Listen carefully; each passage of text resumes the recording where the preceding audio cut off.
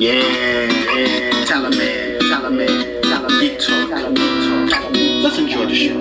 Talaman always got a plan. Geek Talk is popping where it's really at. Represents geek culture, homie got structure. Sometimes focus, real catch culture. Feel like Luffy, smart to say the least. Loving One Piece, man really loves to eat. Everybody knows the show is really in Talaman. You know what time it is. Let's go, Geek Talk. Hello and welcome. We got another episode of Geek Talk with Tyler. Joining me is recurring guest Joe Larry. You're so bad at this. I really am. It's all right, bub. Everybody messes up. It's fine. Allery. Think more French and less American. Yeah, I'll try to do that. But now that we've established who you are, would you like to establish what you do? All right. Well, I have a lot of pots in the fire. Currently, I am a cast member on the new Faerun, the Untold Stories, a Savage World live play character, Stitch. I am a 6-year D&D DM. I have a ton of roots in the comics and whatnot. I have irons in the fire for comedy, and I do a lot of stuff. And his voice does sound familiar. He has been in some of my episodes prior. Yes. Including our ranking of the 12 Talismans of Shendu episode. That was fun. There was an interesting challenge. A lot of people are expecting the dragon or ox, but I think we chose on a more universal level than just raw power. Yeah. I mean, you can only get so far with astral projection, though, because... Yeah.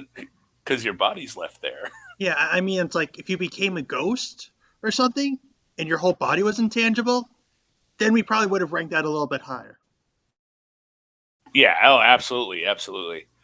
Yeah, but go and listen to that episode if you haven't. Yes, we highly recommend it, and not just because we're in it. That's right. It's not just because, but see, I'll recommend you and you can recommend me. That way it's not quite so narcissistic. Right, so we're not just jerking each other off. That's right. I mean, hey, I'm down for a good circle jerk every now and then. Would it be a circle jerk if it's just two guys doing it? I don't know. I think that's called the Dutch rudder. Neat. Now we've changed your whole podcast. Welcome to the Rated R Tyler. Ooh, let me say that for something else. There you go. And he's also going to be serving in my upcoming The Undateable X-Men series, where he will be portraying his iconic take on Forge and one of the Brotherhood members, Unis. Yeah. It's definitely fun. This is actually, that's one of the more fun projects I like doing, because it lets me try out different voices and whatnot, which people around me get tired of hearing me just be weird. Yeah, you know, I gotta say, voice acting is kind of funny. They're the voice actors, or quote-unquote voice actors, you see, like Awkwafina. I've heard her in several different movies, but she sounds exactly like the same thing. Ryan the Last Dragon, that Bad Guys movie, I think I saw her in something else, but she sounds exactly the same. Mm-hmm. Then you get more veteran actors, like, say, Rob Paulson or Frank Welker, that actually know how to change it up. Yes. Or sometimes you get that iconic voice that can stay with different like you get typecasted to a certain kind of character. Like I'm blanking on his name, but he's honestly one of my favorite voices. The guy who did Invader Zim. Oh, Richard Horvitz? Yes.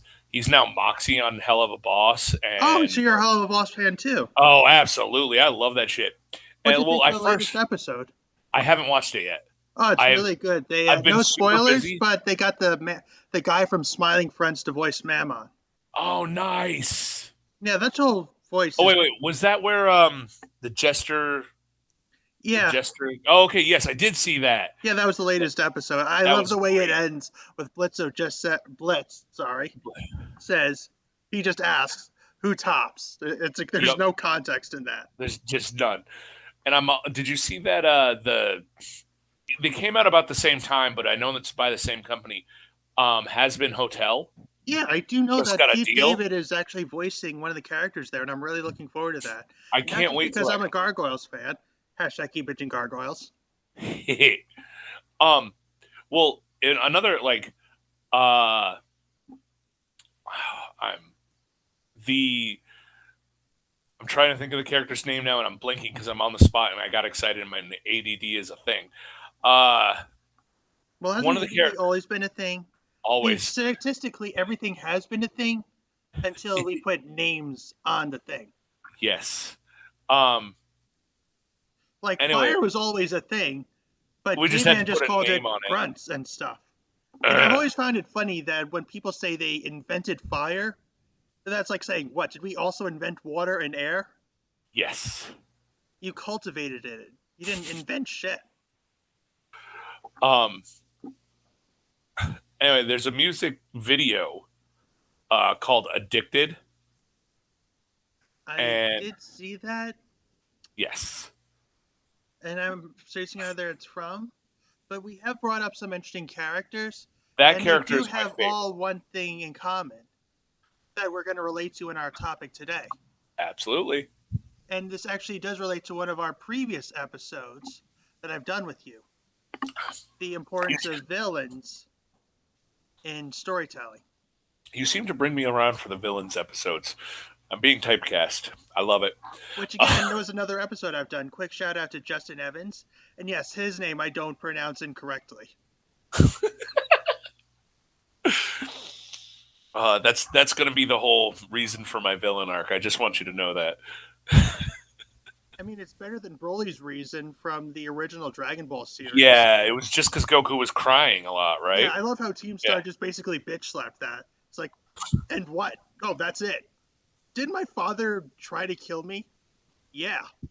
So why doesn't he hate me? No, no, no. I hate you. I do. Well, I hate your father, so therefore I have to hate you. But Broly hates Kakarot because he cried a lot? Really? Some mild PTSD reason? That's the reason you're going with? It's Really, like Joey? Shame on you. they couldn't come up with anything, or they just wanted to be silly. Yeah, but Oh, Toriyama does silly well. This was absolutely. stupid. Uh, But to be fair, Toriyama's more of a gag manga specialist before he went into shonen. See, so you go on what you know for a little bit, and then it's hard to branch out. It It's scary really too. is, not just as an actor, but as a writer. Or I Hmm. guess pretty much any field of work. Yeah, It's like having a butcher dive into baking. it's it's funny that we do that because I actually just put my name in on my 9 to 5 because all my other projects don't pay my bills yet. Yet. Uh, yet Emphasis. it's always yet. Because you got to keep trying. But I just put my name in to try something on my 9 to 5 that is outside my comfort zone in a big way, but could turn out really well if I get chosen. So I'm hoping, scared and intrigued, and I'm sure after this you'll tell me later. But yeah, you're sure you don't want to reveal it on the air in case you don't get it. yeah. I mean, it's work stuff. So Well, either way, hope you get it, man. thank you, sir. But yeah, Uh, villains. To quote John Barth, everyone's the hero in their own story. But does that mean everyone's a hero? I it's it's a kind of a new trope going on that like, oh, I did this horrible thing, but I had a good reason. I mean, it works for anime. Like when you see they're about to get defeated, you see their backstory. Because, well, what I've noticed between anime and Western media is that they both have their tropes that they really play into. Yeah, I mean, it's if you think about it, it has been a long running line. If you go back all the way back to like Bram Stoker's Dracula, like he originally turned into a vampire because the enemy that he was warring against made his wife or wife to be, I don't remember which, commit suicide, and the church wouldn't bury her, even though it was all proved it was under false pretenses. Or So, Frankenstein, where people perceived him to be a monster. right. I Those are mean, like, yeah. And I mean, I could it'd be a stretch. It's a stretch. The classic Mummy. The Mummy had no The Mummy mind of its own. movie, or The classic Mummy. So in the classic Mummy, the Mummy monster itself was just brought to life and told, "Go do this." It had no will of its own. so I really wouldn't say that makes it a villain. I would say that makes it an probably butchering this right, an affixily or I know what you're trying to say, yeah, I but know the you word. It's like a tool. I'll say a tool. That's a an easier. tool of evil, but Yeah, it's not like you're stopping it either. yeah. But you're I not mean, the driving force behind it either. Like I'd say the Mummy is about as evil as the stormtroopers from Star Wars. right. I mean, or like a knife. It's a tool. A knife Right, can be and a I'm lot of trying to things. stay political, but I like how people say how guns kill people. It's like, okay, so by that logic, forks make people fat, Yeah, and soap bars make people clean. yeah. There's obviously a human element to it that people just seem to lose all accountability for. It's funny that you bring up the guns thing because I just bought my wife a new nine for Hi, Christmas. darling. Welcome your Christmas present. I She got your gun. she said she wanted it. She came to me and said on Black Friday and said this. It's this color. It's pretty, and if you buy this, you get this one for free. And I just looked at her. I said, "Does that mean the free one's mine?" Okay, but just a heads up. Don't be surprised if she takes the kid in the house after she points it. Look. I know myself very well, and when she kills me, I would have done something very wrong. It's scary that you anticipate that. It's just one of those things I've come to terms. I've been with her since I was 17, Ooh, congrats. and I am 44 now. Wow. So Well, shit, damn. That's to yeah, you. The longest relationship I've been in is with One Piece, and that's over 20 years. but you know what? It'll never leave you. Yeah, I actually may get a tattoo of it. That'd be awesome. Yeah, but like when this series is over. So I could just do like, I don't know, maybe like the 3D 2Y thing for all the people that died before the series was over. There As you like a go. little homage to them. There you go. Or you could do that, or you know how people have like trees of stuff. You Yeah. could do like Luffy like heads as he's kind of changed. Possibly, but I don't want it to take over my whole body. But it's funny. I One of my friends does have a tree, and my immediate thought was, "Holy shit, you're a Lord of the Rings fan," because Nice. it did look like the White Tree of Gondor. That's awesome. Yeah. But as far as villains go, we do have a lot of Disney has produced a lot of iconic villains. Hmm. Maleficent, Scar, Jafar, um, even ones that were already existent that they've somehow made into their own. Yeah. Shere Khan from the Jungle Book. Darth Vader. Well, they never Uh, actually bought that, but yeah, good example. yeah. Not even Disney, but like it's funny because I happen to be wearing my Venom hoodie today.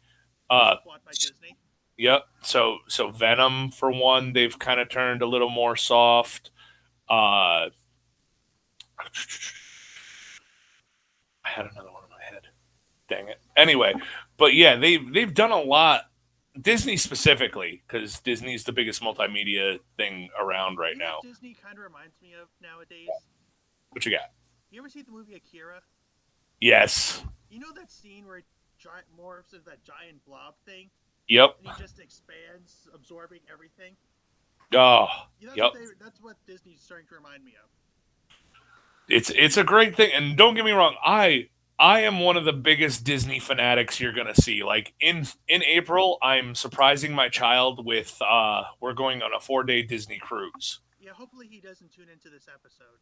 And yeah, well, if he does, he does. He's a smart kid, but Well, I'll take your word for that.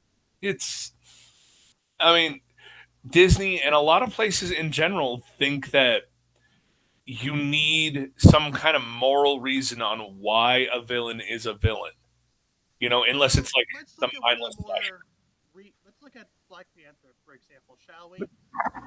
You have a literal villain called Killmonger. Hmm. And yeah, we're going to make him as sympathetic as possible. Yeah. His dad died. He Betrayed by his own country. uncle, basically orphaned. But now let's look at what he did. He killed a shit ton of people where he became the Victor Zsasz of the Yeah. MCU. And a shit ton, Yeah. I hate to say it, a shit ton of people is a mild saying. This dude perfected how to kill people in multiple military fashions. Right, what else did he do? He basically killed the new king of Wakanda, Yep. burned all their traditional plants or whatever it was, Terrorist acts, various terrorist multiple acts. terrorists, killed his girlfriend and business partner with the same blast. Yep. Uh, what else did he do? Started a civil war, Yep.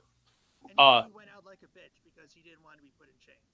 yeah. Am I really missing anything here? Like, and I'm supposed to feel sorry for this guy. Oh, you had a bad upbringing. Oh, so do What millions of Marvel's people. gonna release a villain called the Rapist, and we're supposed to feel bad for him because he never got a hug as a child, Yeah. and that's his only way he can get close to people by raping them. Yeah, and that's my thing. Is like, I tell people all the time. I'm like, just because this bad thing happened to you doesn't mean you have to go and do other bad things about it. No, but and honestly, this I hate referring to movies more, or I guess any adaptation more than the original source. But there is one Hellboy quote that does resonate within me. Okay. What makes a man a man? It's not his origins, but it's what he chooses to do with his life. I'm Absolutely. not. I'm probably paraphrasing it. It's not exact, but the concept is it's just don't let your past actions define you. Just use them as a way to help you move forward Yeah. towards becoming a better person. Yeah. We all face our various forms of trials and perils and oppression, and bad things happen. It's what you do after that counts. And it's funny, Disney brought that up again in Frozen like it was some big thing, but Lion King did that in the 90s. It's like, wait, Well, what? Frozen gets me. Like, because, all right, yeah, your parents died, but the minute they found out that you had these superpowers and it could be dangerous, first of all, you have a young kid with these powers that you know about, and you don't think this might be dangerous and she might need to be trained on how to use them. Yeah, but granted, this is the same era that basically took place during the Salem witch trials, so it's not exactly like they were the most progressive time of Uh, era. but still, I mean, and then your thought is, oh, I'm just gonna lock away this girl, And my just because daughter. he killed her? I don't know. I mean, Yeah, I no, would I'm have. not disagreeing with you, and I'm not They, defending them either. my point. They knew about the rock trolls who knew how to use this shit. The resources were there. They just bitched out. I'm glad they sunk and died. Yeah, but a lot of people think they were actually Tarzan's parents, Yes, I and know they were that one. actually eaten by a leopard. Yes. Well, either I don't way, know with those people, but they got either way they got x'd out in they the did. way But to they be did. fair, it's like feels like you can't be a Disney protagonist if both your parents are still alive. No, no. Just like you can't be a superhero if both your parents are alive. Man, just ask Batman, Spider Man, Superman, Superman. You can ask Wonder Woman, but to be fair, she's her only got one parents parent. were Hippolyta and a beach. Yeah. How do you kill a beach? I guess, well, if you're by One Piece logic, Buster Call. There you go. Uh but yeah, like it's you need to. There's nothing wrong with having a villain be a villain No, just absolutely because. not. It worked for many franchises. Lord of the Rings is one of the I most was famous examples. I was Uh, just about to say Smog. it also gave us a more sympathetic villain done right. Gollum, for Yeah. example, he was a hobbit, but then he was corrupted by greed within the One Ring. Right. He was purposely kind of corrupted and drove insane too. Yeah, up to the point where he was literally hiding into the mountains where the goblins were. Right. And I mean, you had that kind of a sympathetic villain I can kind of get behind because he was taken over and corrupted. And when all right, and if you look at it before Frodo, not Frodo, uh, No, you're right. It is Frodo. no, who found him in the Oh thing? no, It it was was Bilbo, right? Bilbo. Yes, before Bilbo found him, dude was just hanging out in his pond, killing fish and eating them raw. And goblins entered his Yeah, kingdom. yeah. So I mean, he wasn't really doing anything wrong, which Per se. in the per se, yeah, he was just kind of surviving with process, He and did kill his friend for the ring, though. he did. I mean, that was kind of like a whole Cain and Abel situation. But I mean, look at what happened to him, and if you analyze some of it, like the parts where he's remembering it, like he feels remorse. He knows he's this despicable thing because he killed his friend. Absolutely. And that's some of the worst torture of all because like you can leave a place, you can change it, you can't really leave your head, No, and that's especially, definitely scary. and that's where Especially when you the got multiple personalities in there. yeah, that's where the Smeagol Gollum split came in, and like where Smeagol was the more timid and pure version, and Gollum was his survival. Like that's how he survived down there was being Gollum. Right. And it's funny you mentioned Smod. Um, Obviously, Smog represents the embodiment of greed, kind of Yes. like the dwarves did with the gold. Yep. But had it not been for Smog,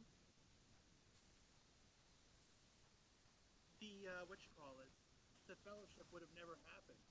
Right.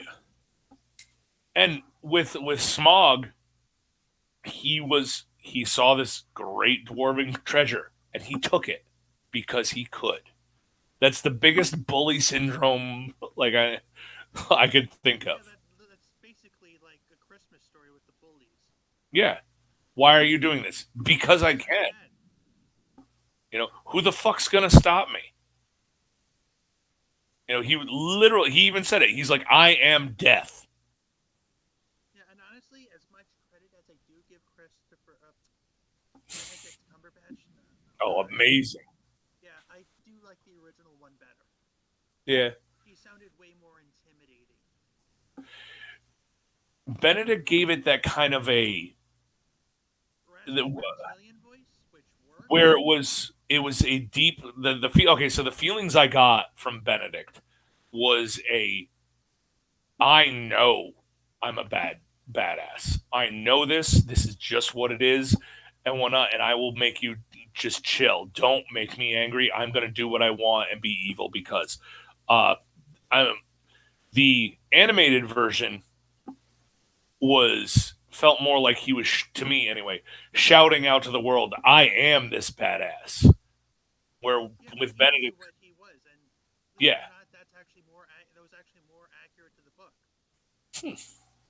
it's been a hot minute since I've read the books. I I tried think I to read keep it in up to high school. date with some of the stuff, and honestly, it was very well done. But what really annoyed me about the Hobbit movies is that they could have just made it a two-parter if you want to include the parts of the unfinished tales or the. Yeah, I honestly don't know why you needed to add a stupid elf dwarf romance, Lake Town politics, and any other minutia that they needed to add other than money. the I mean for that, I mean you're gonna get those people who want everything to be a little more everything because I'll cite the Dungeons and Dragons movie. My fellow nerds and geeks and whatnot, as I'm watching this, they're bitching because the druid wild shaped into an owl bear. And for D&D things, as per the rules as written, you can't do that. And they were bitching. You got to have that little bit of movie Je ne push. sais quoi. Yeah. Because, well, okay, why did you allow it to do it? Because it's fucking cool. That's for that one. For the romance and stuff, you kind of want to have some like the people. There are people who like romance, men and women. You know, there are There are times, like when continuities happen, eh, certain things change. Like in the original Transformers series, the Generation one, yep. they say new Transformers were made into existence because previous existing Transformers built them. Hmm.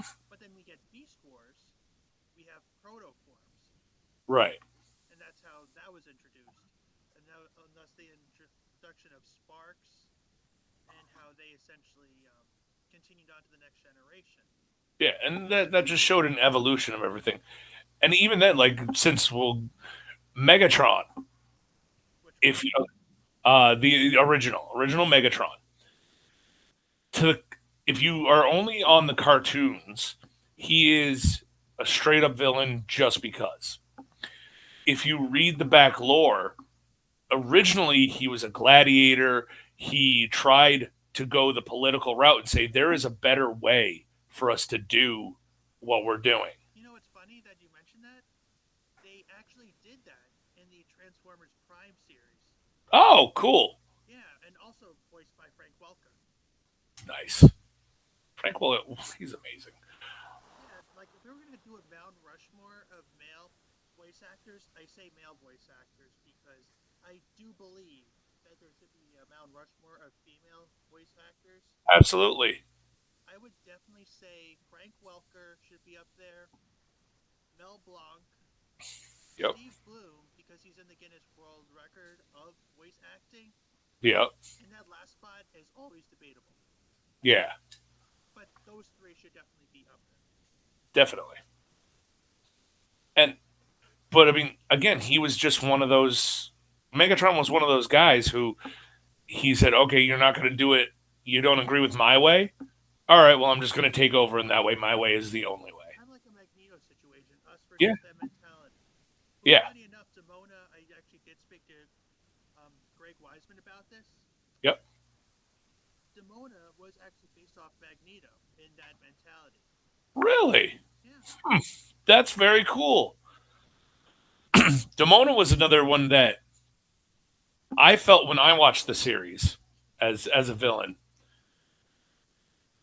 She always kind of just made the worst choice and always had that "it's not my fault, there's a reason" kind of mentality. It's no secret that Wiseman was heavily inspired by Shakespeare, Yes. especially when you got characters like Oberyn, Titania, and Puck. Yeah.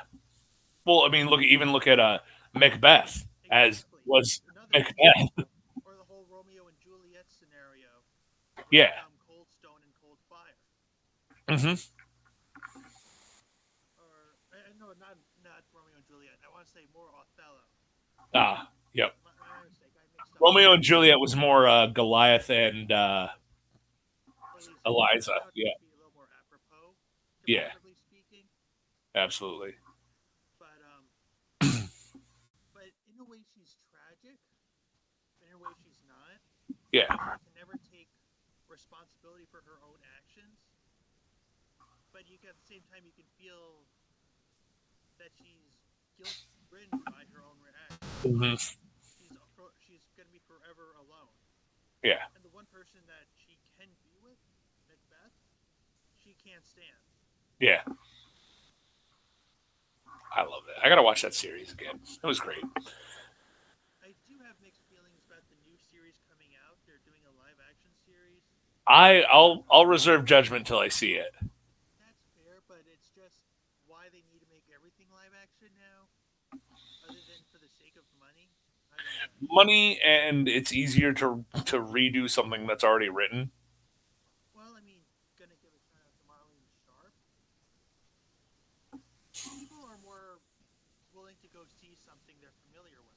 Right. You'll see several Batman movies, several Superman, several Spider-Man, but there's some people who don't know who Lobo is, who didn't know who Blue Beetle was, and Right. surprise, surprise, they made a Blue Beetle movie and it didn't get as popular as, say, the Dark Knight trilogy. Yeah. I actually just watched the Blue Beetle movie. How was it? not bad. It wasn't great. It wasn't like phenomenal, but it wasn't bad either. As a starter movie, it's one of those movies where, and this is a rarity, where I think if done right, the second, if they made a Blue Beetle 2, will be better because it really shows him as a clumsy kid with this new power and everything and trying to figure it out. And Doesn't it then look by like the Scott end, Pilgrim a little? not really. It's it's different. It's I didn't see those comparisons with Scott Pilgrim. Yeah. Honestly, I saw the anime recently. I just Yeah, found how bullshit the vegan powers were. I love it because I've read the books. I saw the live action movie and then I read the books, which is a terrible way to do things, um, in my opinion. Well, I'd say circumstances depending. Yeah, but I mean that's Usually, how. usually you're better off reading or finding out the original source. But there are Yeah. times in which, like Kill la Kill is an example. They make an anime first, and then a manga adaptation becomes later on. Hmm. And speaking of which, I gotta say, villains are usually most upsetting when it's someone close to you, like a family member. Yeah, because they know. Well, it's one of those classic things: is who knows you better than your like your best friend, your family, or whatever. You know, and how do you really, uh, if you Well, like really want to hurt in the someone? case of gargoyles, Yeah, like if you or really want to hurt like somebody. Bart in the whole case of the decimation of the castle of Laverne. Hmm. If you really want to hurt somebody, you have to know them intimately, or at least know a lot about them. Yeah, I mean, up to the point where you have a bulletin board of Yeah, how to get them and their sleep and whatnot, or just know them for a stupidly long amount of time. yeah. It's just one of those things, and I mean that's it's a fine line between best friends and worst enemies. Yeah, that it's keep your enemies close, or your sorry, keep your friends close, but your enemies closer situation. Yeah, absolutely. It's funny that a lot of villains do try to justify their actions. Hmm. Frollo from The Hunchback of Notre Dame is the most infamous Hmm. example. Oh my God, yes. And it's funny, and I'm going to give a quick shout out to Freedom from one of my previous episodes. Um, he's so evil, even though this movie took place in France, his accent upgraded to a British accent. That's how evil he was. Yes, evil person upgrade. You know, it's funny that a lot of the accents, or a lot of the villains, have certain types of accents. British being the most iconic one, or you got the Western one, like the rough, tough cowboy esque accent. Yep. I think it goes back to the old James Bond movies You know, where you where, want to get political, a lot of times people will say it's because of colonial invasion, yeah, which I personally think is a load of horse crap. So I'm just going to go with the James Bond act. I'll go with the James because those were classic villains. They are, and Those you know, they didn't want sympathy. They didn't want sympathy. They just wanted their stuff. no true villain wants sympathy. And have No, you ever seen that Puss in Boots sequel? I haven't yet. It's good. I don't want to give too much away, but they had three main villains in there. They Oh had wow, Death, they had the Three Bears Gang, and then they had Jack Horner. The latter of which wow. I'm really going to emphasize on. He was this rich kid who grew up to be one of those entitled rich adults, had his own bakery company. Hmm.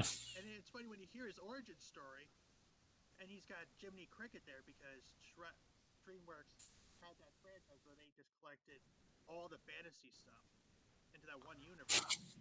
Right. He's like, okay, maybe there's a redeeming quality to this guy. And he tries Nope. finding it. It's like, there is no redeeming quality to this guy at all. You're just a monster. And then when Jack finally hears that, he's like, oh, what took you so long?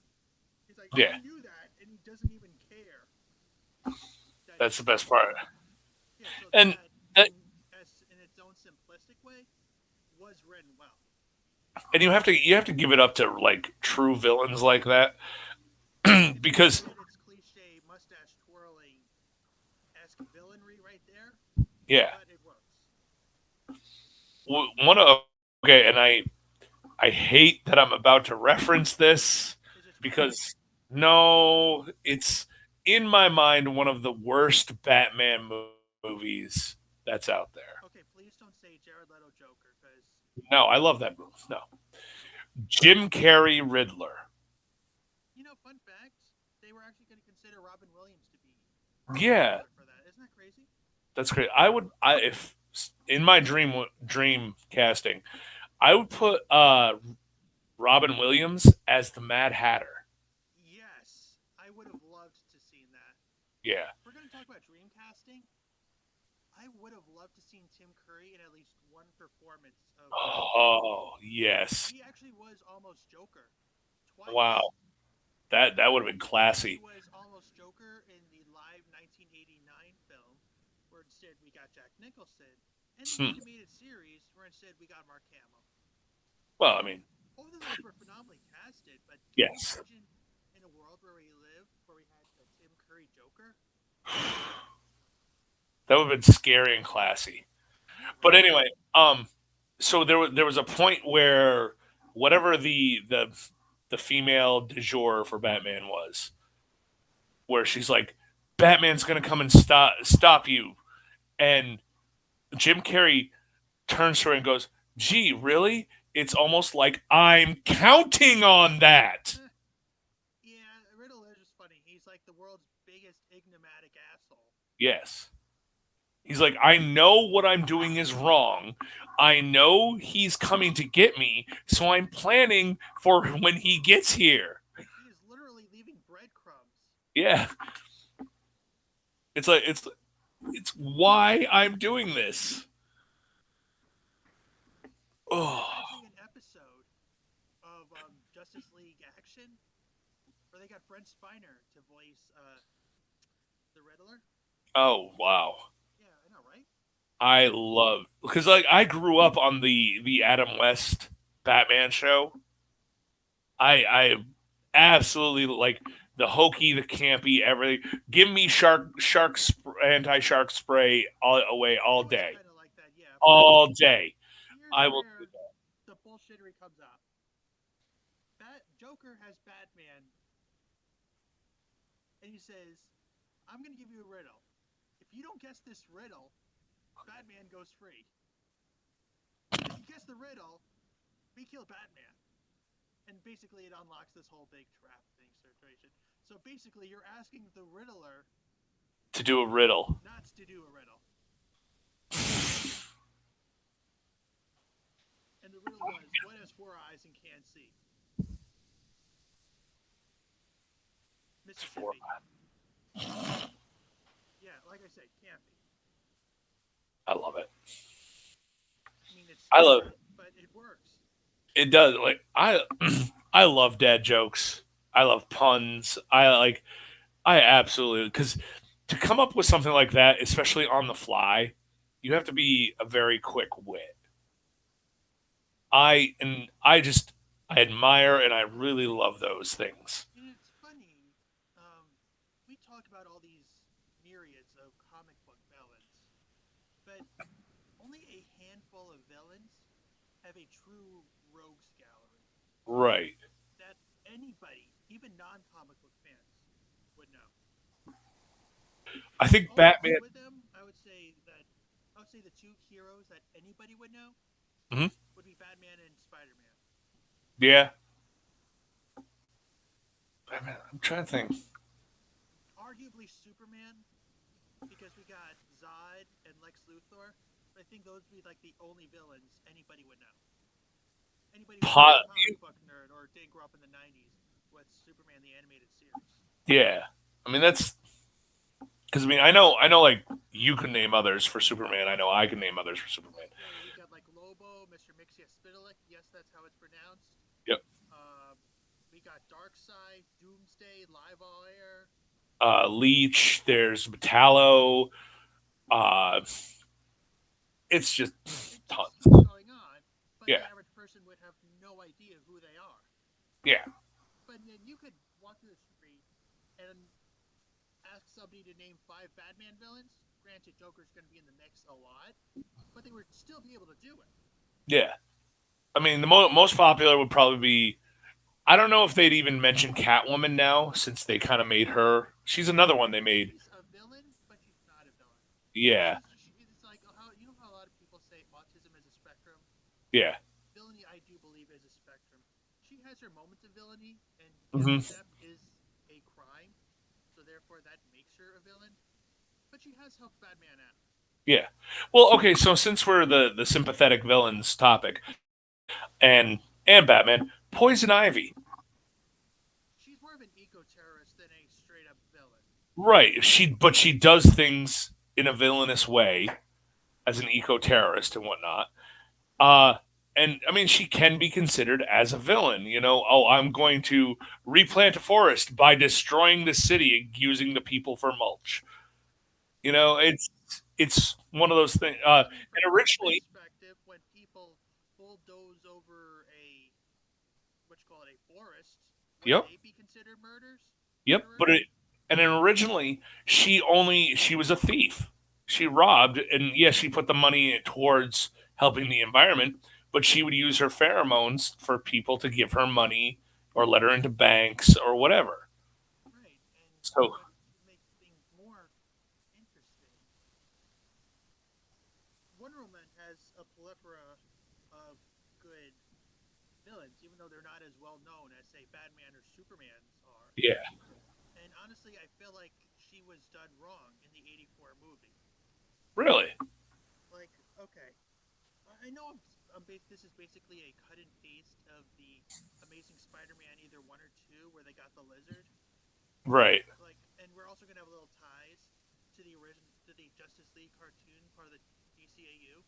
yep, Make her a biologist whose funding is being cut short because money.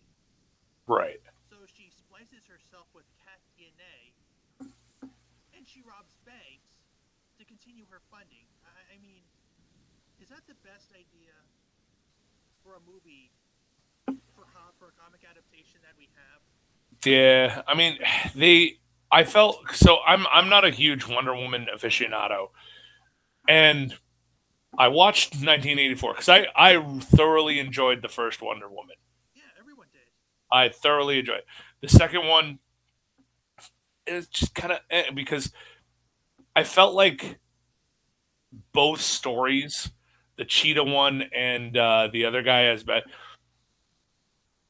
they felt both partially cooked to me, and Cooked not. and burned? You mean? Yeah, well, just cooked wrong. Because either one of those could have been a one story thing, but they're like, why have one villain when we could have two? Right. It worked back when we had Penguin and Catwoman together. It worked when we had Two Face and Riddler together. It worked with the third one where we had Bane, Poison Ivy, uh, Mr. Freeze, and Bat Nipples all in one. Bat nipples. 4 villains. Hashtag bat nipples forever. It's like, but I mean, and that was the thing. Like that Batman movie was where it really started going down. Yeah, Like but the despite that it went down, you do have to give them credit. If it had not been for those stream of movies, the DC as a franchise wouldn't have oh picked yeah, up because we wouldn't have gotten the DCAU, we wouldn't have gotten all those Arkham video games and all those DC video games in general, right. and we wouldn't have gotten characters that made their introduction to the DC. Harley Quinn, Livewire, Hmm. Ravenclaw, Oh, they were new. Livewire. I forgot about Livewire. Love Livewire. Everyone did. It's a great thing. Another one that you mentioned to totally switch genres and whatnot that I got a debate with you on. Uh, Avatar: The Last Airbender, Uncle Iroh. I know you. I remember. Yeah, I'll agree. I'll debate He's because still technically he was a villain. There's no I denying saw. that. Yeah, but see, He felt, but it was a to 180 for him when his son And they That's won't admit that. But regardless, he is still a war criminal. yeah, So I think and he should at least, and even though he helped reclaim Ba Sing Se and everything, I still think he should get community service. but see, to the Fire Nation, he wasn't a war criminal. He was a war hero. He was just somebody serving his country, and Well, I like, mean, until he abandoned his post. Like, right, one of the funniest scenes in Avatar, The Last Airbender, yeah, because we got the James Cameron one, right. is have the prisoners aboard the ship. Oh, fuck, I said it. That was such a good series and such an atrocity live action film. I mean, statistically speaking, anything that is anime or even closely to it is not going to be adapted well. The real villains were the people who did that live action. I'm sorry. Hashtag cancel M. Night Shyamalan's career. Oh my god. Because I'm sorry. And Like, so if you want to make an attempt of doing a live action adaptation to literally anything, be familiar with the source. yeah, get the It's not names rocket right. science. You know, it's like expecting me to make a beef Wellington without me never even trying it or knowing what the hell I'm cooking. Yeah, get the names right. That's a basic thing. Like, so my mother, who doesn't watch any kind of cartoon, anime, anything at all, Anything animated. yeah, she saw the movie and she just loved it. And she's telling me all about it. She had no source. She thought it was an amazing film and all this other things and whatnot. And like she's saying the names, and I'm like, Mom, I have to stop you. It was a horrible movie because the source material is like 4 seasons long, and they couldn't even get the damn names right. It's not Soka, it's Saka. It's not Ong, it's Ang. It's if you can't get the basic names right, and I don't care pronunciation. I do not care. If you have something that is literally 4 seasons long and you're saying it the same way for 4 seasons, not like in the first episode they say it one way and then they switch it up. It is, Well, you know, it's funny that you mentioned that about being correct. It yeah. is 3 seasons, not 4 seasons. We would All have right. read a fourth season, but M. Night Shyamalan dicked us over. But anyway, regardless, it's seasons of a And thing. I guess in some perverse way, we should thank him. And hear me out. I know this is a controversial statement, but if we didn't get that fourth season, we could have gotten more of the story. But I still think Avatar: The Last Airbender ended beautifully for Absolutely. what it did. I heard rumor that they're going to make the adult version of them as No, like I Aang heard as the an adult. version. Is that what they're doing then? Is the I think they're doing two versions. We got the animated, where the continuing between the events of Korra and yeah. Avatar, and the live action one. And I think the only two actors to reappear in that are George Takei and the Cabbage guy. I'm spacing on his name. I think that's all it is the cabbage guy. Yeah, he was supposed to be a one-shot guy, but then people demanded more of him. Like Harley Quinn was supposed to be a one-shot character, but then demand. Yep. And then we eventually got that god awful series that became woke. Yeah. It is the Also, apparently Margot Robbie isn't the worst Harley Quinn. Turns out Kaylee Cuoco is. hmm. I mean, she was great in Big Bang Theory and everything. I'm not gonna say she wasn't, but it's like she's one of those actors that needs to be seen and heard to be tolerated. See, I like Margot Robbie as the only Harley Quinn thing I haven't liked so far is Birds of Prey. I couldn't bring myself to that. I I am kind of curious about Lady Gaga Harley Quinn though. that sounds fun. Like Wrap your mind around this. The girls that have played both Starfire mhm. and Raven have voiced Harley Quinn at one point or another. Oh, that's cool. Yeah, I know, right? We they should just talk at each other at some point in both their Harley Quinn voices. Yeah, but they sound too strike that Tara Strong's sounds way different than her Ravens, but her Harley Quinn and Hayden's Harley Quinn and her Starfire sound very similar though. That's awesome. It really is. But now I can picture that moving forward. It's like, holy shit, really? Just like we had two Big Bang Theory girls voice Harley Quinn at some point. All Oh, we need is Mayim Balak, and then it'll work. Though I can see her being more of the Dr. Harleen Quinzel type yeah. before she goes Harley Quinn. I think we need more Talia al Ghul. We need a lot more characters. Like I would. Here's a controversial topic. We need a Killer Croc movie Hmm. because he's a destined to be evil villain. I think, and Killer Croc was one of those characters who, again, like he tried to be good Multiple times. multiple times, and nope, he was either taken advantage of or whatever. So he like just accept, just fine. I'm this monster. I'm gonna be a monster. Right, like Zootopia's Nick Wilde. Hmm. If the world is just going to see me as a fox, then that's all I'm going to be. Yeah, Which is actually kind of sad. And granted, it's a little racial allegory towards Zootopia. That was yeah. actually done pretty well.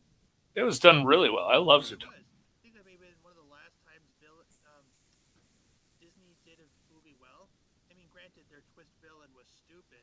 It only appeared at like the last 11 minutes of the movie. That's why it's a twist. I mean, I would appreciate a little more build-up.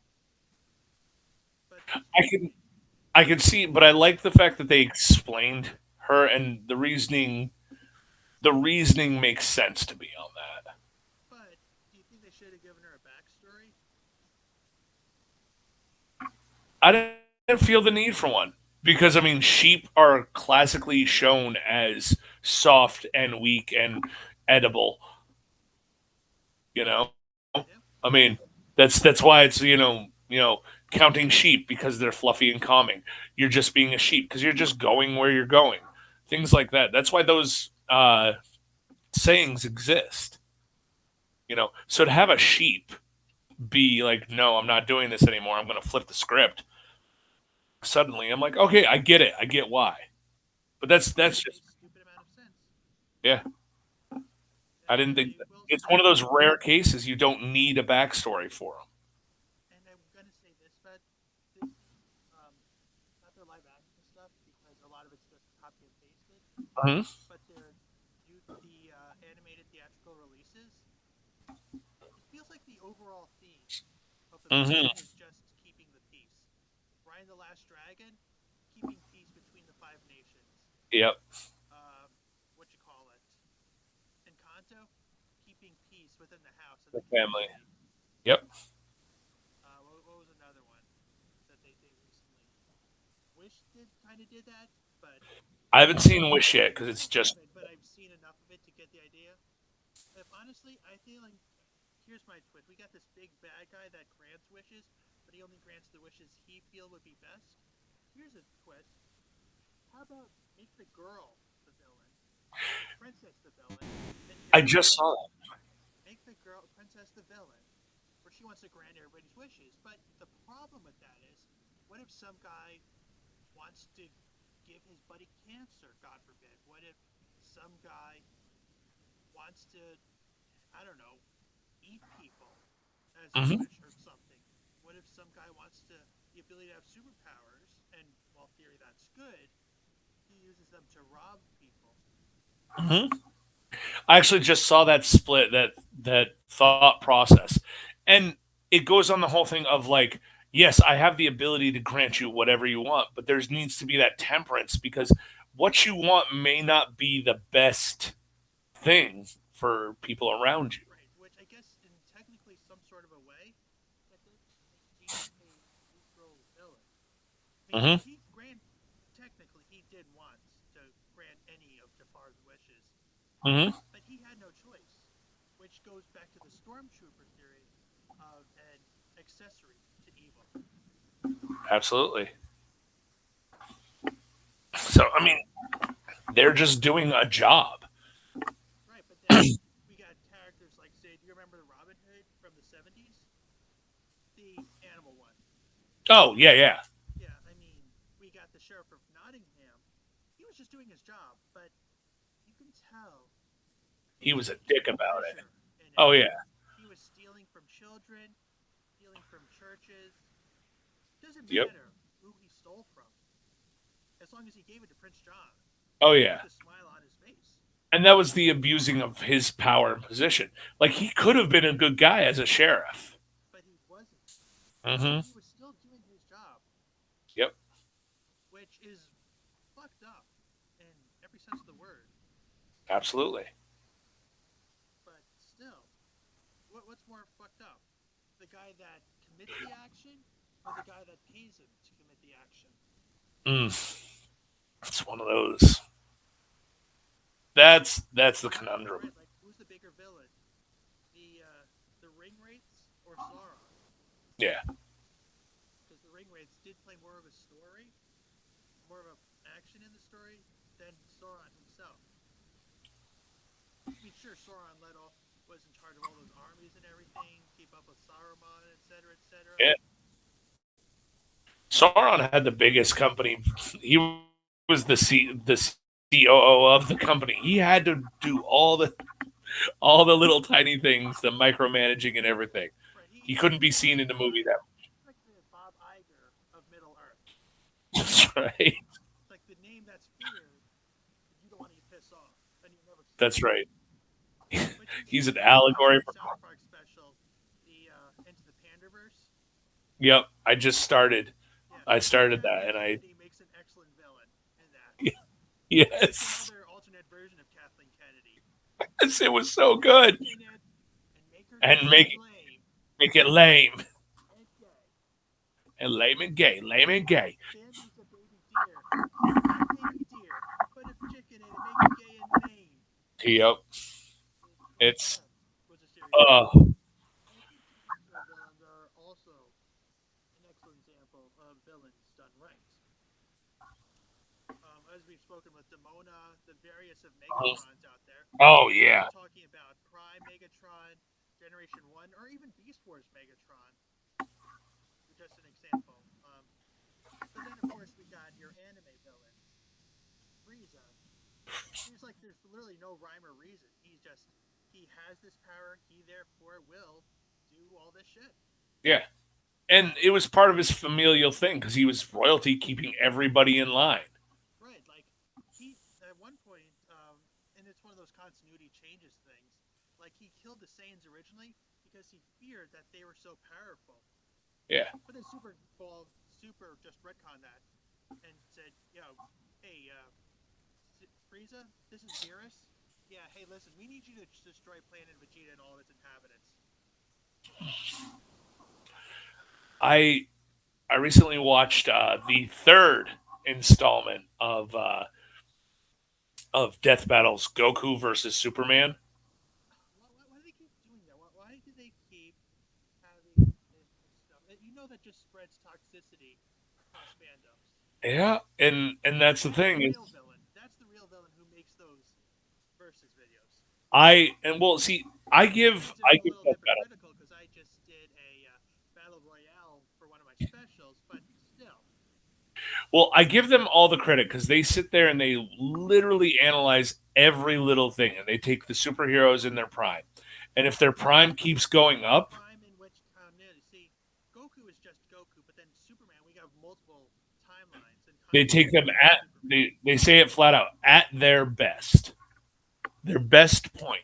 So like they had Goku in his blue hair form now, and I think they said All Star Classic Superman when he had all the like could sneeze and destroy the universe kind of a thing. And again, or any of the ones that the death battles do, they give you the scientific breakdown of how and why, which a lot of people don't do, or they won't bring themselves to consider that maybe their point of view is wrong. Like they did the Battletoads versus the Ninja Turtles. And I believe, if I'm remembering correctly, the Ninja Turtles won because where the Battletoads had brute force and everything, Ninja Turtles were trained. That actually makes a lot of sense. I mean, Yeah, I think it's one of those similar franchise situations. yeah, and that's what they try to do is some things that are similar to see what would happen. Right, but I think there are many times when you do a battle versus situation, you got to take everything into account, not just the characters, but where the setting's going to take place. Like if you're going to have Right. Goku fight Superman on the city of Kandor, Hmm. then Goku's going to win because Kandor is just basically a smaller version of Krypton. Right.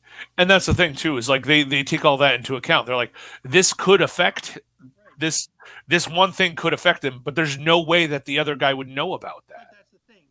Goku, this is a very common misconception most people have about Dragon Ball. Goku is not a hero. He's just looking for a good fight. Yeah.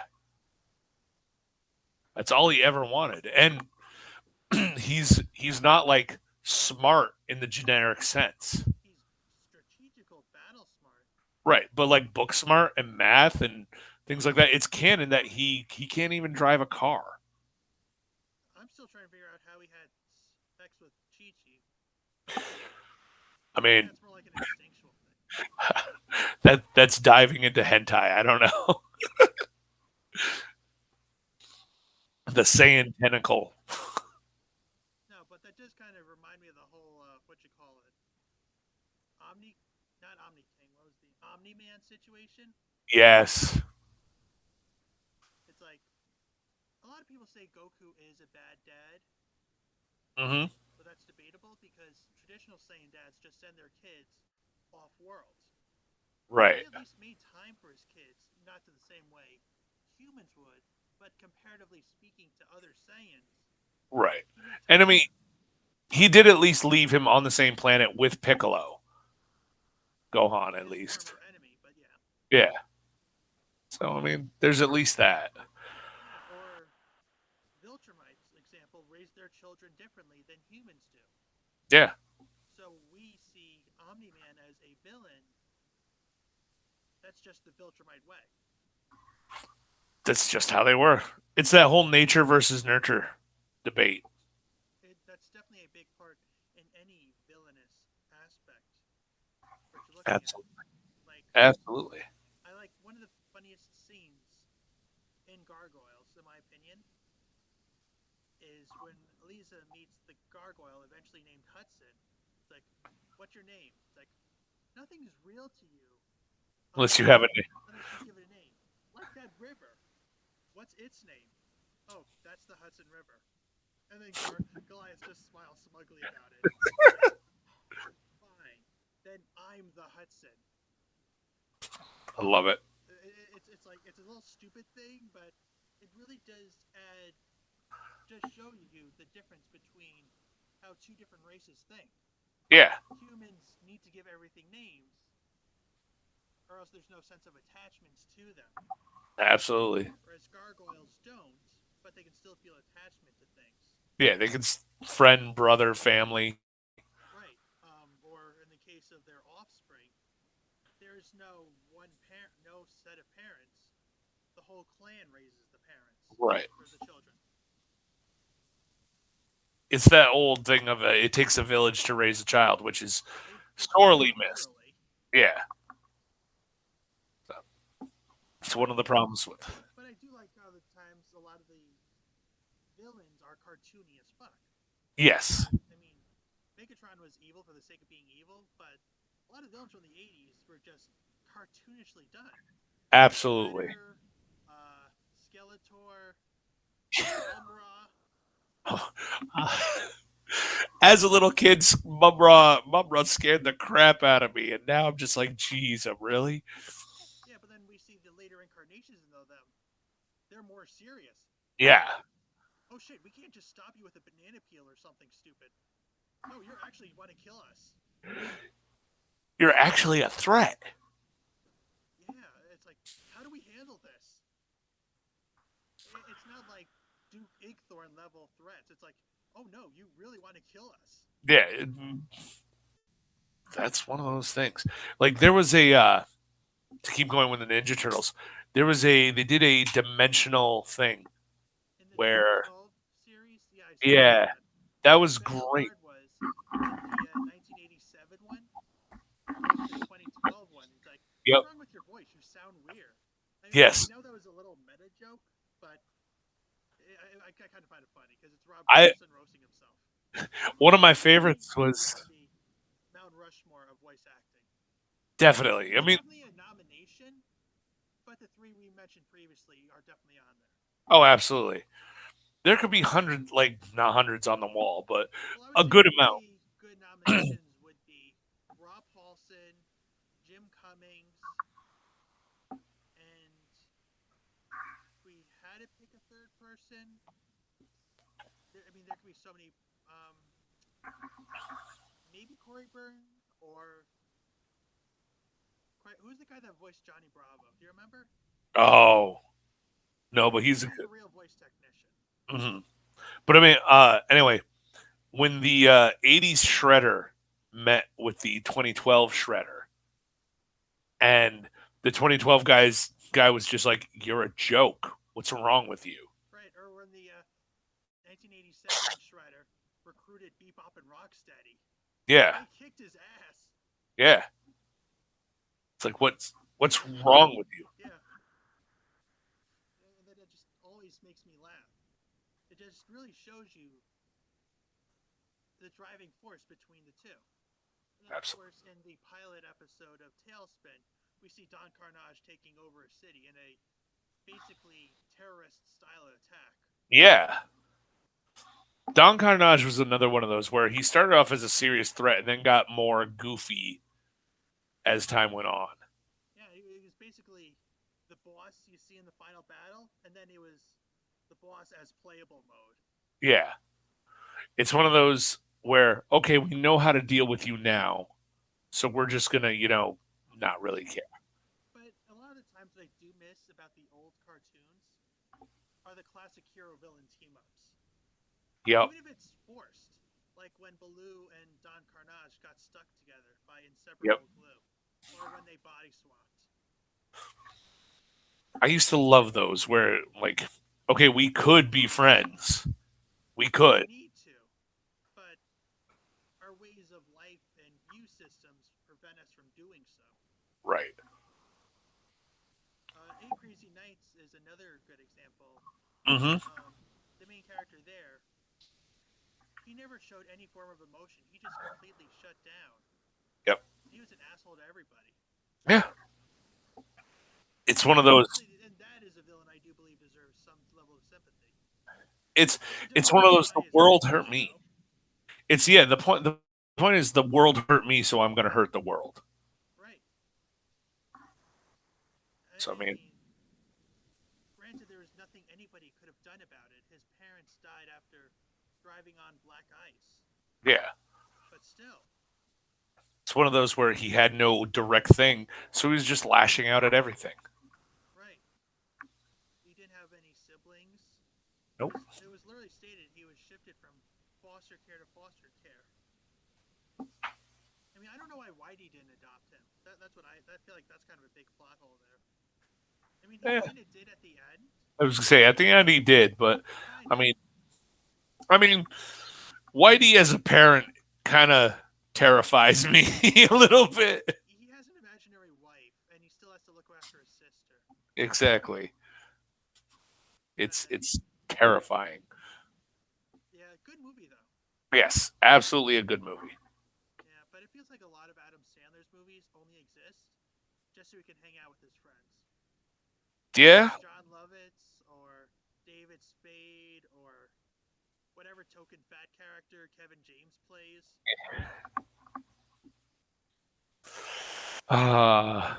That's true. If it wasn't for token fat characters, people like me wouldn't have acting gigs. Yeah, or Chris Farley if you remember him back from the I 90s. I'm 44. Of course, I remember Chris Farley. That was really more for the audience to remember than you specifically. I loved Chris Farley. Like, There are and that was it. characters like Or if we're gonna really stretch, we'll go Jim Belushi. another we'll not. classic SNL actor. go way back, yeah. And those like, there's always that classic fat guy character. I want a fat guy villain, a serious fat guy villain, His name is because Kingpin. You're welcome. he's not fat. He's 2% fat. His body muscle mass. Yeah, but he looks fat. He looks fat, but he's not. He's strongman style. What about Penguin? He's been All proven to be right, a threat to there Batman there in we go. previous Yeah. movies. All right, I'll go there. I'll do Penguin. I can agree. I mean, fat lives matter and everything, That's right. but yeah. I mean, well, if I you're being want realistic, just try and imagine running away from Batman. It's like, hold on, Batman. 2 minute.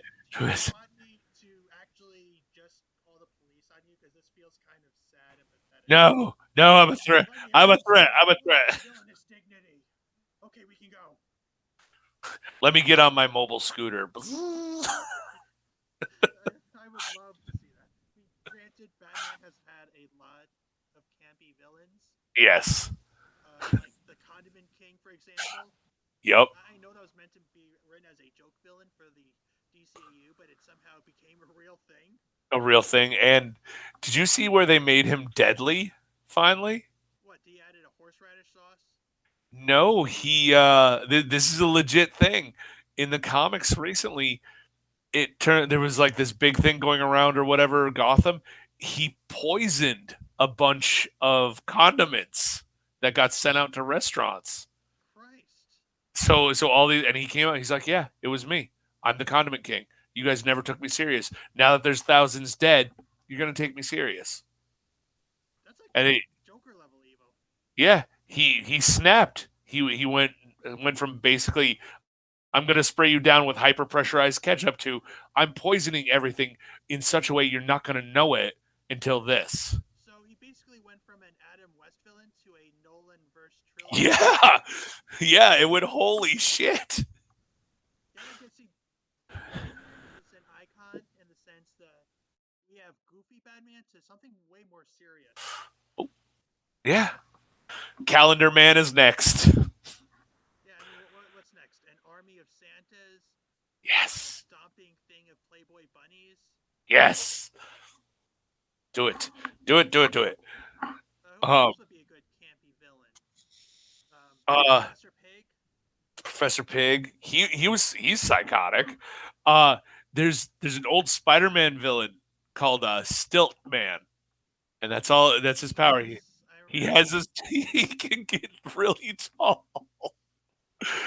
Who looks at hilarious Stilt? because we're color washing everything now. Yeah. We make him Jamaican. So what's your power? I get really high, man. Da, da, da. Who looks at the ability to reach stuff off the top shelf and says, I can turn this into a life of evil?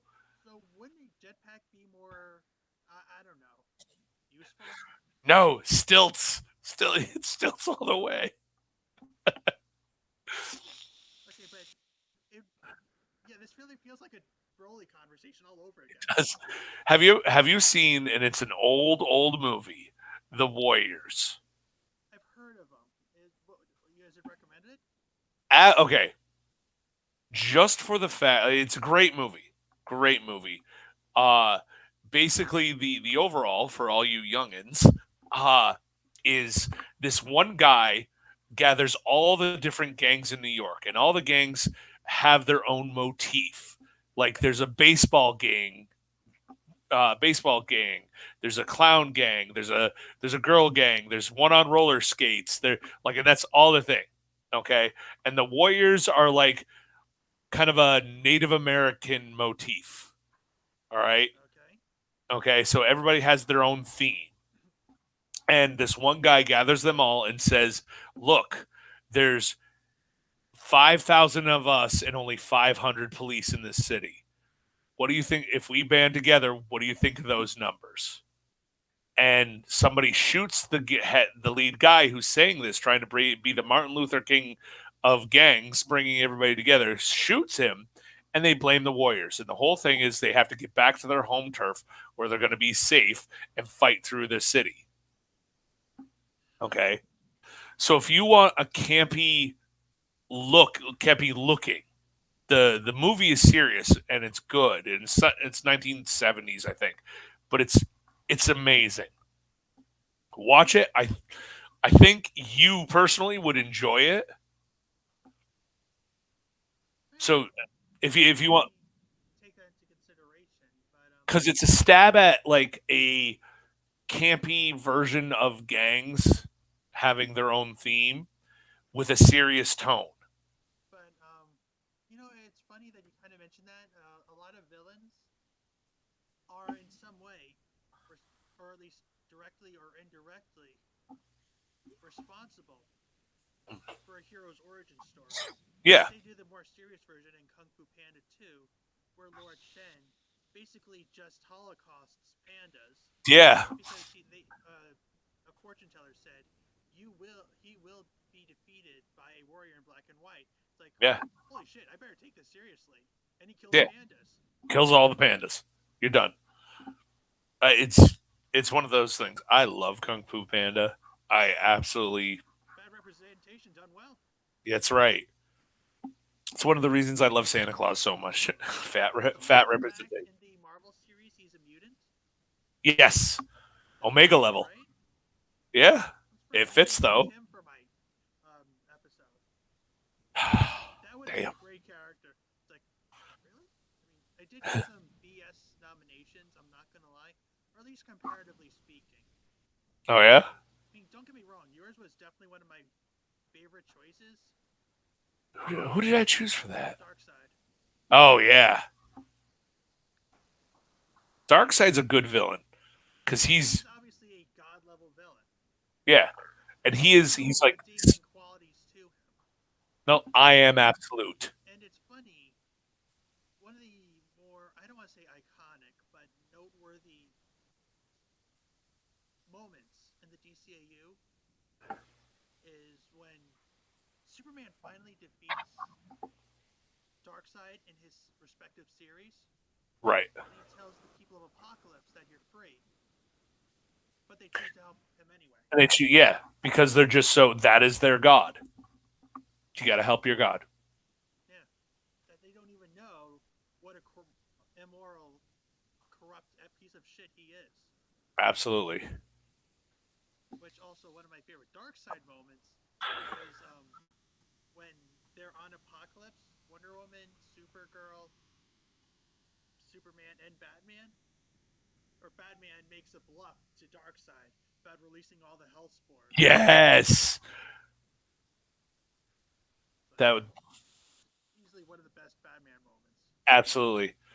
Did you know that Batman was suggested to get a yellow ring, yellow lantern ring? Makes sense. Yep. He is an embodiment of fear.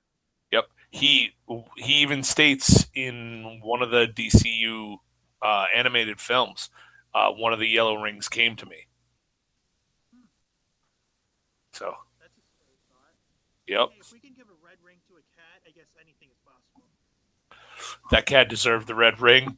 Yeah, see, that is a definitely villainous backstory right there. That is, yeah, that is. Oh, poor Dexter. I know, poor kitty. I know. I told my wife about that whole story when I told her about like, did you know there's a cat lantern? And she's like, what? So I told her the whole story. She's like, he deserves to be angry. I mean, for God's sakes, in comics we have talking trees, talking planets. You have a squirrel Green Lantern. Yeah, Come on. like He literally anything is possible. absolutely. Um, another good villain, kind of moral villainy and whatnot. If you have seen or read The Boys, I've heard of it. I've been wanting to see it. It's on my list. it. I just finished the spin-off Generation V and whatnot, and they're getting ready for The Boys season 3 at this point in time. I highly recommend it for you to watch. Just brace yourself for a holy shit, what the fuck experience. If you really want to go back into villainy, there's villainy like that, but then there's perception villainy. Right. Like you ever see the film 12 Angry Men? I have not. Personally, one of my favorites. If you have Tubi, see it. It's also on Amazon. Oh, cool. I have both. Basically, the premise is that we have this court case of a jury, and they're trying to decide this case, which seems like an open and cut case about this boy killing his dad. Everybody is in favor of him being guilty, but the one guy says he's not guilty. And in that episode, that movie, he's just trying to figure, I don't think he's not guilty. I just think we should exhort the time to figure this out, in case this casts doubt. Hmm. And I actually used this for one of the episodes you were in for the X-Men series, 12 Oh, Angry cool. Mutants. Oh, nice. It kind of it's a mid-quel, so to say, between Hulk versus Wolverine. Okay. Strike it, reverse it. Wolverine versus Hulk. Hulk is suing Wolverine, so Wolverine goes first. Going to be a little technical. Yes. So, point is, I believe it was juror number 3 was the last person he persuaded to not guilty. So many people could say he is the villain. Could say he's not, though. He's just really stubborn. And that's another villainous trait and whatnot. But people in media today, it's the newest thing that you can't feel 100% hate for a villain. No, I mean, unless you're Hitler. Yeah. Unless you're unless you're either A, anti-Semitic, or B, failed out of art school. Yes. But even then, I wouldn't recommend it. Or you're a big fan of the Birdcage movie, show, things like that. Also, yes. Because the play within a play is about Hitler, and it's hilarious. Interesting. But then, of course, we get movies. Are you a Ghibli fan? Yes. Princess Mononoke is one of my favorite films. Granted, a lot of the things that are done there are villainous. Mm-hmm. Oshi is tearing down the forest to get more iron. The forest gods are killing people to defend their village. But while all this looks evil, it's not. It's just them doing what they need to do to survive. And Mm-hmm. the main characters just trying to create peace between the two of them. Absolutely. There's no real villainy. I mean, there are technically Lady Boshi would be considered the villain of the story, but given the circumstances she's in, I would say compared to other villains, I wouldn't say she's really that much of a villain. No, a villain by necessity, more aptly. It's like sometimes you have to do what you gotta do. Then we got Killmonger, who just He went a little overboard. yeah. I mean, good for you for wanting to be ambitious to become a king. I get that, but dude, you just took it too far. Yeah, went a touch over the edge on that one. Well, no, he took T'Challa over the edge. But Black Panther, and correct me if I'm wrong, but it did feel like pretty much MCU's version of The Lion King, didn't it? A little bit. Yeah, I mean, okay, both of the characters have a cat theme to them. They place in Africa for the most part. The main character's dead. Oh wait, no, he isn't. Mm-hmm. The new king is in charge, and the place is in shambles. Civil war happens. To some degree, we're supposed to feel sympathy for the villain, but why should we? Talking to the dead kings of the past. What does this movie sound like to you? Yeah. Well, I mean, it's like honestly, the Barbie movie was white chick Black Panther. Yeah, pretty much. But I will say my favorite thing about Black Panther Yep. is that the two token white guys were the two Tolkien white guys. Which, funny enough, was also the topic of another South Park episode. Yes. Yeah, that was a great episode. The whole time they think it's Token, but it's Tolkien. And that's the thing is like that's South Park has been unapologetic and has built their franchise on being that person who's calling everybody out. It works for them. And honestly, Yes, you can't laugh at yourself. You might as well be a leftist. you have to. You have to take. There are some points in life in general where it's just you got to look at yourself and look at everything and just be like, are you seriously going to do this? I mean, granted, South Park did give us a lot of villains. We're not going to include Cartman because he has moments of where he's one of the protagonists, but then you Right. got episodes like the Coon, not the Coon, or the Coon and Friends trilogy, Yep. Yep. where he's literally trying to make the world a better place, but he's For killing. him. Yeah, but it's for him. Like he's Yeah. destroying synagogues, killing hippies, getting rid of Whole Food markets, even killing Justin Bieber and his fans. I mean, that's not quite so bad. I mean, I see his point there. And he even killed a news anchor for calling him Bruce Valanche. Yes. Oh, I Yeah, love it. Absolutely love it. And it's funny how that came out. Like that whole Dark Knight trilogy. It's like, I am the Coon. Coon.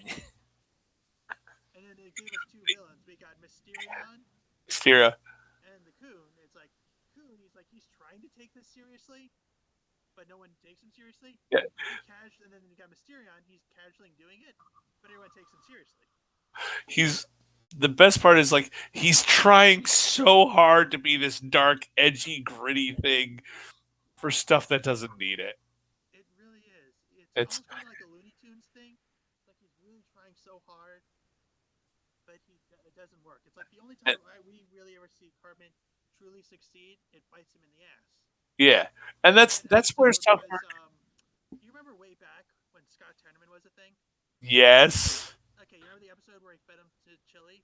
Yeah, that is actually for one of my cousins. That is her ringtone. Is ha ha ha ha ha ha! I made you eat your parents. Yeah, That, and B, one of the funniest stuff is that it turns out in a deleted episode because Max isn't going to show it because they said Muhammad. right.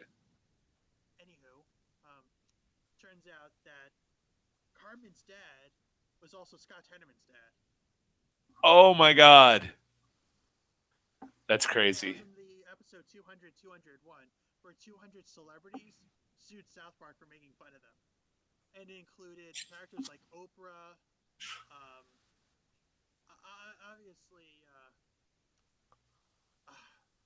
who was the main guy? I forgot. He was jumping on the couch with Oprah. Oh, Tom Cruise. Tom Cruise, yeah, that was the main guy. That all started with a fudge packing joke. Yep. Barbara Streisand. She was the main enemy in that. Barbara Streisand. Barbara Streisand. Who else did they have? They brought in Tim Burton once. They never made fun of him before, but they just brought him in. It's like, you, Tim Burton. Nobody can ever say that you just make movies just to have a relationship with Johnny Depp. You should just get it over with and have sex with him. Nobody can ever say that again. They just brought him in for that reason alone. That's one of those things. Like, and here's my thing. I've gotten into and I don't listen to much rap. I don't. Well, they say music's only better when you get rid of the rappers. Well, I'll listen to some. Don't get me wrong. Like I do listen to some. It's just not mine. I gotta the N-word in any of the rap stuff. Right. My theme song can be saying would arguably be rap, but I think it's more of an R&B thing. Right. It's rap. It's like 90s rap where it's like that's when rap actually got pretty good. But the modern stuff, it's just kind of went downhill. This guy I'm into,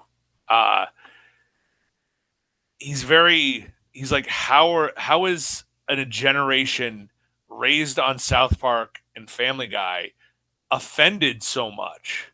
Maybe it traumatized them so much that it kind of did a 160. Yes. I mean, it's just one of those things, and he's right. Like how did everybody who laughs at everything and it's okay for this or that or whatever, why are you traumatized? Like, okay, coming up Well, the down. double standard thing. Like, you see a guy walking around without a shirt, it's like no one gives a shit. But then the next moment you see a woman topless, it's like, oh, you can't see that. It's like, Yeah, do guys not have nipples? yeah, it's the same thing. If look, One's a little more projected than the other one. I'm a fat dude. If I shave my chest, it's pretty much the same. Well, Uh, except when we have them, they're called chesticles. yes, haha, or man hooters, as I like to say. So Uh, mooters. mooters or moobs, man hooters, moobs. What? my my man shakes instead of milkshakes. Yeah, that actually works. Which again, that was a funny Family Guy moment where Peter gets in touch with his feminine side, Yes, and then Stewie starts breastfeeding. It's like, but I had a discussion the other night with one of my colleagues about how since 'tis the season, a Christmas story, you know, the classic show that they show 24/7 on or 24 hours oh, a I remember day the on BB gun Christmas. one. Yeah, yeah. You could not release that in theaters today. Well, of course, well, they actually are. But if it was a new film, If it was a new film, you nobody could that release know it today. But it really does show you the what public outrage. it really does, and it's funny. There are some times in which the main characters, start off as the villain. Death Yeah. Note is a great example of such. Yep. He started with great intentions, but then madness and god complex took over. Absolutely. Great series. For those of you that haven't watched it, highly recommended. But I've only seen a little bits just because please don't tell time. me you've seen the live action one. I mean, No, I Willem haven't. Dafoe was great in it, as he was great in everything. But I heard I was planning on it, but then I heard such terrible reviews. I didn't think that would be something I would need to watch on it. if you're And gonna see any live action anime, watch One Piece. I was just about to say, don't hate me. I haven't seen it yet. I'm waiting to have a time. I can cut you some slack. Well, and my son is kind of into One Piece, so I'm like, Oh, how he's is he? not far at all. Not Yeah, I'm coming so. up. It took me 20 years. Yeah. So I'm kind of thinking that I want to kind of sit and watch the live action with him. So Just a heads up, and this is a yes. mild spoiler. Like any adaptation, there are some differences between the anime and the live action adaptation. Like Oh there yeah. are some characters that are not there in the live adaptation, but were in the anime, Hmm. or All right. things were done slightly different. I will But prepare myself for that. that's just So, a full warning. So, but excellent. but villains are very tricky. Honestly, in the '90s, remember when Pokemon started becoming a thing? Hmm. I mean, granted, Yep. it's basically the Michael Vick of video games, but Yes. the first Pokemon movie, Mewtwo, Yeah. I think he was kind of destined to be evil, but then he proved he wasn't. Yeah. And that's what I really liked about that film. That was. It was a great way to Also, do it. great soundtrack, Yes. instantly, but Absolutely. phenomenal In soundtrack. it's. I think in all for a refresh we would need for the times today to kind of round this out. We need to kind of get back to okay, yes, they have a reason But and whatnot, is it a but you great can, reason? Like, yeah, so we have Professor Radigan from the what you call it, from the Great Mouse Detective. hmm, If you ask me, one of the most underrated Disney villains ever. yeah, Because he's voiced by Vincent Price, for starters, yeah, and a lot of the Disney villains you will see out there, they have some sort of edge yeah, over, whether it's some sort of level of physical prowess, manipulation, magical abilities, or some kind of combination thereof. yeah, Radigan was basically on par with Basil. yeah. The He was the only Moriarty to difference, the Sherlock Holmes. right? And the him was with the help of Dr. Dawson. Yeah. Twice. Had Dr. Dawson not found the letter Fidget drops, he wouldn't have taken him to Bradigan's location. Had he not snapped out, helped inadvertently helped Basil snap out of it, they all would have been dead. Yeah. I am always a big fan of the villains, just because. And what I personally love about him, he was trying to keep calm under the whole animalistic rage. Yeah. The only reason he let loose in that final moment because he had nothing else to lose. Yeah.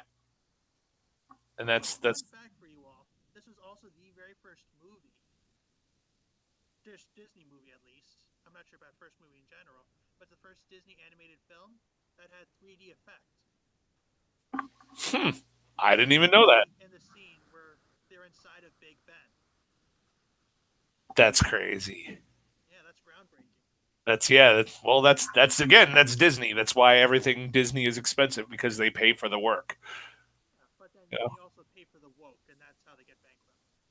Yeah. Hopefully that is. For knuckling under, but Hopefully it'll be a phase. See, that's a villain right there. Woke Yeah. culture. Oh, that's a whole different episode, sir. But we are tying it into villainy right there. True. I mean, a lot of time. Well, let's look at the streaming services nowadays, shall we? Back when Martin Luther King was a thing, he ended segregation. Right. Which good for him. Absolutely. Now you look at any streaming platform, we have Black Stories Matter, we have strong female leads, LGBTQ stories. Mm-hmm. Like, hey, congratulations, assholes! You just brought back segregation. Yeah. So if that's not villainous, I don't know what is. I don't know. It's that line of, does everybody matter the same? And if so, why are you getting a specific thing? I know you're another fat white guy, and Yeah. I didn't recruit you for my episode for that reason. They're organizing. Yes, we got apply. We got fat.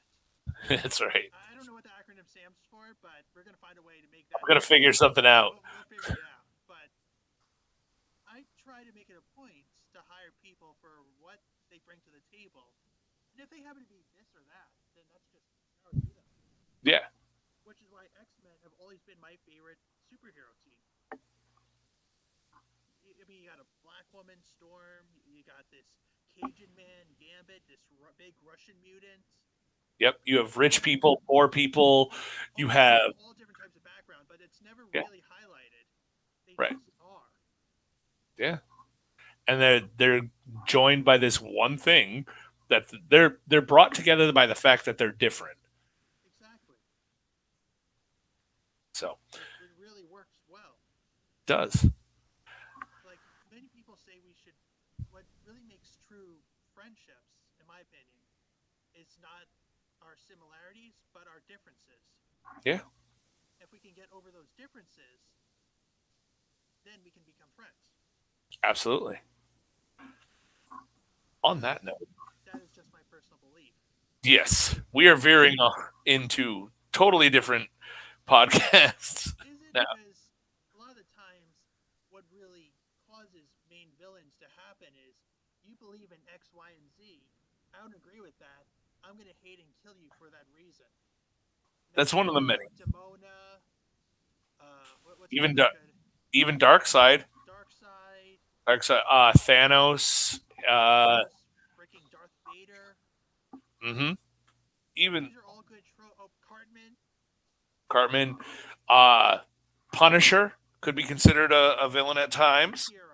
Anti-hero Punisher, but yet, there are times where people are forced to be villains, like we said, like the Fox and the Hound. Amos Slade is a very good example. Now, people will say he's a villain because he's a hunter. Like, dude, he's living off the land. Yeah, that's his way of life. The only reason he became a villain was because of Todd. a fox wandered onto his property, Hmm. scared his chicken, and he warned the lady, if that fox comes on my property again, I will kill him, Yeah. and I'm not going to miss this time. Yeah. It happened again. He was planning on killing it. Almost killed one of its dogs. The problem is he let the revenge get too far. Right. Like when she released it into a wildlife sanctuary, he Which shot I'm her. calling the old look. I'm calling that old lady the villain because that is the saddest moment. And if you have no soul if you don't tear up at that goodbye. I was tragically disheartened by that. I was. You want to cry? You watch that scene and the Littlefoot mother scene from Land Before Time. Anything 80s, 90s. Oh You're my going to god! find one depressing scene. Oh my god! Don Bluth will kill your heart. Well, for at least some of his films. Otherwise, he'll make abortions like Troll in Central Park. True, but still, like, oh, that kills you. If you if Really you does. if you can watch those and not cry at those parts, my god, you are made of stone. But yes, Amos Slade has thus proven to be a good anti-villain. But then we have forces of nature that we perceive as villains, but they're just doing it to survive. Right. The sharp tooth, for example, Yep. That was just survival. that's a survival thing. It's not out of Yep. pure hatred. It's not out of fuck you nature. It's Nope. I'm hungry. Big I'm things gonna eat eat you. small things. Predators eat prey. Nothing personal. Yeah. It's one of those wonderful things. Circle of life. Yeah. And now we're back to Lion King. Circle of life. Lions get thrown to wildebeest. That's how it works. The real Science. villains are Disney because they will never admit that they were stupidly inspired by Kim of the White Lion. Oh yeah. I don't care. I still like the stories. No, I'm not saying it's not good. I'm Oh just yeah, saying no. if you're going to say you're inspired by something, give credit where it's due. Yeah. Absolutely. That's all I'm saying. Like, I reference a good portion of anime, Western media, everyday life in our upcoming X-Men series that I'm writing. Mm-hmm. I'm going to credit it. It's what it should be. Like, no. Like, there's several videos that will show you the differences between the two.